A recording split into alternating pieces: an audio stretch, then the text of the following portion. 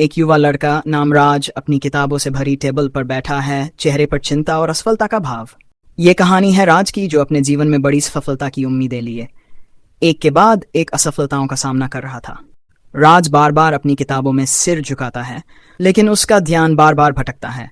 वह असहाय महसूस करता है और दीवार पर लगे एक बड़े सपने को टकटकी लगाकर देखता है। हर कोई सोचता है कि असफलता अंत है, लेकिन असल में असफलता एक नई शुरुआत है। राज भी यही सोचता था कि अब कुछ नहीं हो सकता। राज अपने पिता से बात कर रहा है, निराश होकर कहता है, पापा मैं ये नहीं कर सकता। मैंने हर बार कोशिश की और हर बार असफल हुआ।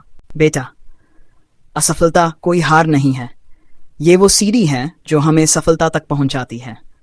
अगर तुम कोशिश करना बंद कर दोगे तभी तुम सच में असफल होगे, लेकिन अगर तुम एक बार और कोशिश करोगे तो हो सकता है कि ये तुम्हारी आखिरी असफलता हो। राज अपने कमरे में वापस आता है, पिता की बातों पर गहराई से सोचता है। वह एक बार फिर से मेहनत करने का निश्चय करता है। राज ने समझ लिया था कि असफलताएं उसे मजबूत बना रही थीं। अब वो एक नए जोश के साथ मेहनत करने लगा। राज सुबह जल्दी उठता है, देर रात तक पढ़ाई करता है, बीच बीच में कसरत करता है और अपनी दिनचर्या में सुधार करता है। धीरे धीरे वह अपने लक्ष्य के करीब पहुंचता है। कड़ी मेहनत और विश्वास से राज ने अपनी असफलताओं को पार किया। उसने समझ लिया था कि जीत उन्हीं की होती है जो गिरकर भी उठते हैं। राज की मेहनत रंग लाती है। अपने सपनों की नौकरी के लिए चुना जाता है। उसकी आंखों में खुशी और संतोष का भाव है। राज ने वही किया जो उसे असंभव लगता था।